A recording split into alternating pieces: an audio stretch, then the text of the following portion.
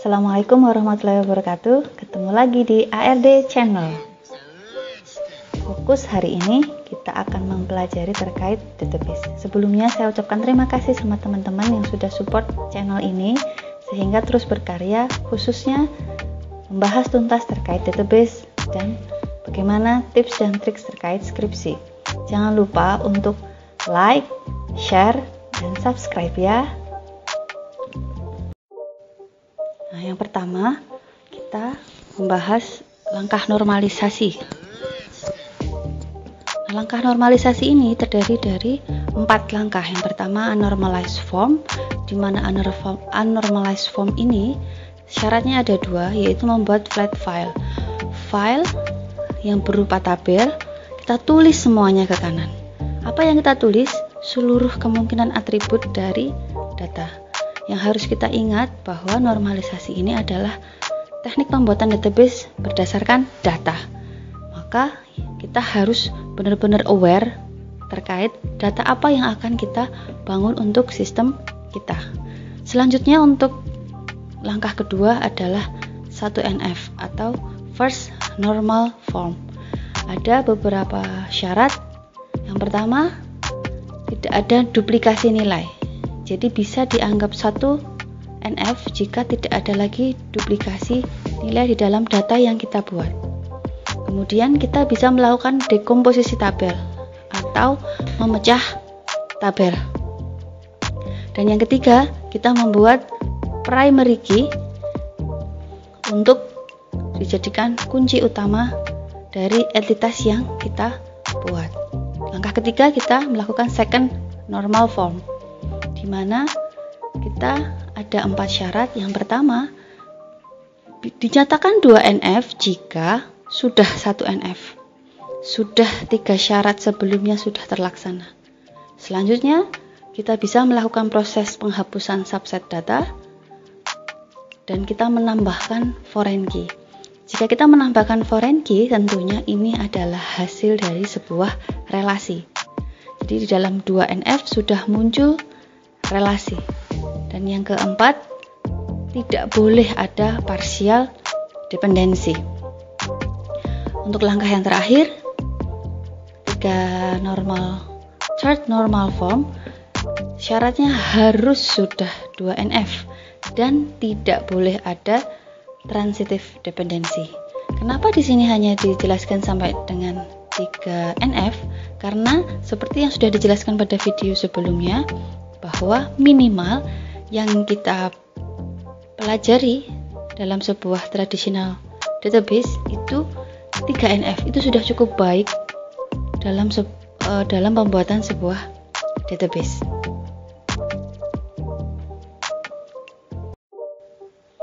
Setelah ini, teman-teman akan diajak untuk merekayasa membuat database yang baik menggunakan teknik berorientasi data, yaitu normalisasi.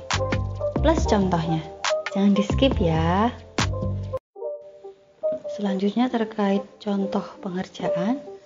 Di sini kita akan memulai dengan memahami bagaimana ruang lingkup contoh yang akan kita pelajari. Ruang lingkup yang akan kita pelajari di sini adalah sebuah perusahaan Setiawan Spuring. Mungkin kalau Anda sering melihat di dekat rumah sakit Tentara Magelang, itu ada salah satu toko yang cukup terkenal bagaimana dia bisa merawat suku cadang dan ban dari mobil roda 4. Nah, dalam sebuah perusahaan yang kita ketahui, untuk mengelola jalannya manajemen dengan baik, tentu ada beberapa sistem. Yang pertama, sistem informasi penjualan, tentu mengenai proses perjalannya penjualan, pembelian dari customer pada perusahaan. Kemudian sistem informasi pergudangan, bagaimana mengelola stok, baik suku cadang, spare part, ataupun yang lainnya. Kemudian sistem informasi keuangan, neraca keluar, neraca masuk, anggaran, dan masih banyak lagi. Dan selanjutnya sistem informasi kepegawaian, bagaimana jika ada teknisi yang keluar masuk, supervisor yang naik jabatan, dan lain sebagainya. Tapi dalam contoh kasus kali ini saya hanya akan menyampaikan kepada teman-teman terkait sistem informasi penjualan.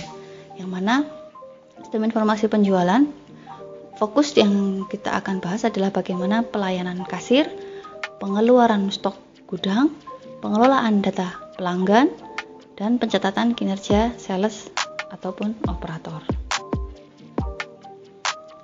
Di sini terlihat salah satu contoh invoice dari Setiawan Spuring, walaupun tidak terlalu center ya fotonya, tapi saya harap ini bisa memudahkan teman-teman semua untuk bisa mengambil contoh dan melakukan proses normalisasi. Yang pertama yaitu unnormalized form, di mana unnormalized form memiliki dua syarat. Yang pertama, membuat flat file.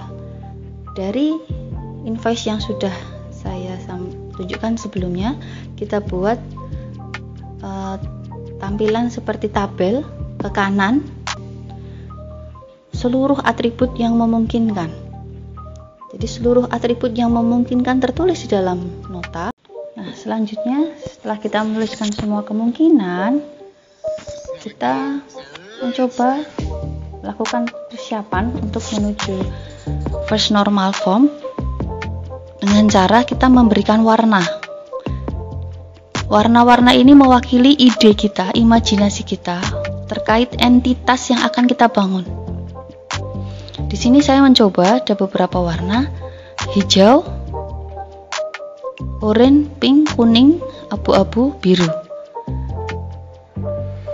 Hijau menandakan atribut-atribut yang tergantung dengan invoice itu terbit. E418 adalah nomor faktur atau nomor invoice atau nomor nota, di mana tentunya tanggal faktur bergantung penuh ke nomor faktur, warna hijau. Jumlah barang juga bergantung penuh pada nomor faktur, karena barang yang dibeli itu akan tergantung dengan nomor faktur yang dicatat, nomor faktur yang mencatat, sehingga jumlah diskon barang total hingga kembalian faktur itu semuanya saya beri warna hijau. Idenya itu mereka akan menjadi satu entitas. Sedangkan entitas berwarna biru adalah entitas untuk barang, di mana ada kode, ada nama, dan ada harga. Untuk warna abu-abu, idenya adalah yang sama-sama urusannya dengan pegawai.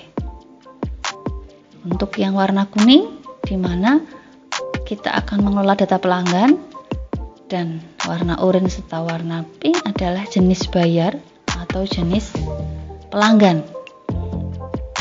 Nah, ini yang saya lingkari adalah entitas pertama, kemungkinan entitas pertama, kemudian barang, dan yang selanjutnya adalah user. Itu untuk menggambarkan bagaimana kita masuk dalam persiapan masuk dalam first normal form. Nah, di sini syarat yang pertama adalah tidak boleh ada duplikasi nilai, dan kita boleh untuk melakukan dekomposisi tabel. Apa itu dekomposisi tabel? Kita memecah tabel.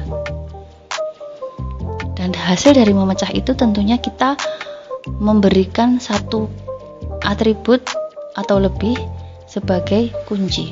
Nah, di sini yang pertama, bahwa nomor faktur menentukan adanya tanggal faktur, jumlah barang, dan seterusnya. Maka dapat ditulis nomor faktur, tanda panah, atribut-atribut di belakangnya. Atribut yang ada di belakangnya itu bergantung kepada nomor faktur. Kalau kita satukan di dalam Excel, maka jika unnormalized form adalah sheet 1, kita buat sheet baru dengan nama 1NF, kita menyatukan yang warnanya sama, idenya sama, kita satukan, sehingga kita mudah untuk melihat ada berapa entitas yang kita kelola. Selanjutnya, dari tabel entitas terkait nomor faktur, kita mulai membahas terkait barang, di mana kode barang sangat menentukan nama dan harga barangnya. Kita beri tanda panah, maka hasilnya seperti ini, di mana kode barang menjadi primary key yang menentukan nama barang serta harga barang. Selanjutnya, kode jenis bayar menentukan jenis bayar. Bentuknya kita beri tanda panah, dan akhirnya muncul entitas baru. Kode jenis bayar ini adalah sebuah atribut baru yang kita buat saat kita membuat satu NF karena ingin memberikan primary key, dan ini adalah hasil dari dekomposisi tabel. Jadi di anormalize jenis bayar itu sendirian, saat kita pecah maka kita berikan atribut tambahan sebagai primary key. Entitas berikutnya adalah nomor polisi yang menentukan nama, karena di sini yang disimpan sebagai poin utama adalah nama. Karena kalau misalnya nama pasti akan banyak nama Adi Wicaksono, Adi Sudibyo, Adi Wirawan, dan Adi yang lainnya. Maka itu akan menimbulkan duplikasi nilai, tidak akan sesuai di satu NF poin A. Maka yang jelas bahwa dia unik dan tidak akan ada yang sama tentu nomor polisi. Maka nomor polisi menjadi primary key. Entitas yang selanjutnya kita bahas adalah terkait karyawan. Nah, di sini saya membuat ada dua primary key, di mana muncul atribut yang muncul setelah dekomposisi tabel untuk mengelompokkan terkait user. Ada operator faktur, ada pemeriksa faktur, dan ada sales faktur. Kalau kita mau berbasis operator, pemeriksa, dan sales, maka kita akan fokus pada kode tugas masing-masing personel.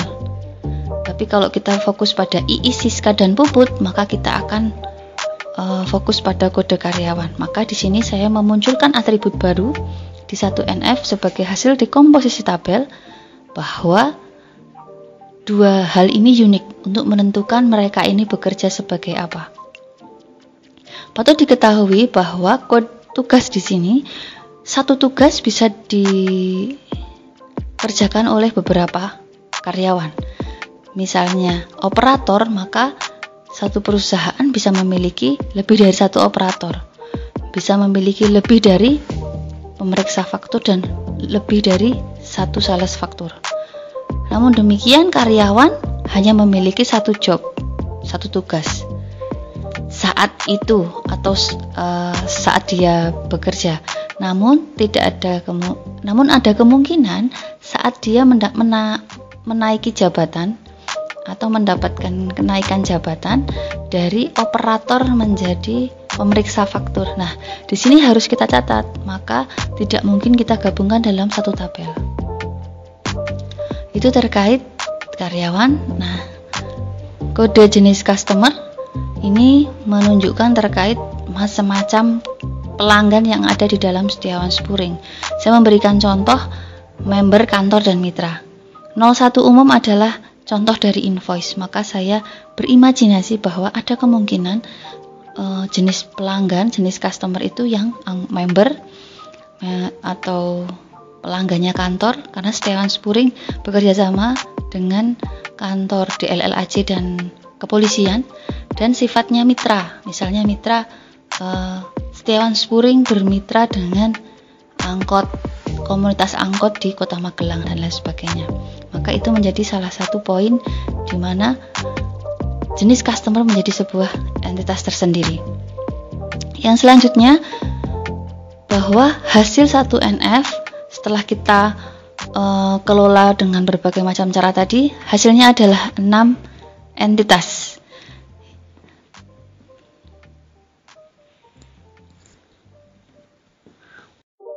Bagaimana teman-teman? Sudah paham tahap-tahap unnormalized form dan first normal form? Jika belum, diulang-ulang membandingkan antara invoice Setiawan Spuring dengan flat file unnormalized form dan langkah-langkah first normal form. Semoga paham semua ya. Oke, gitu aja dulu. Assalamualaikum warahmatullahi wabarakatuh.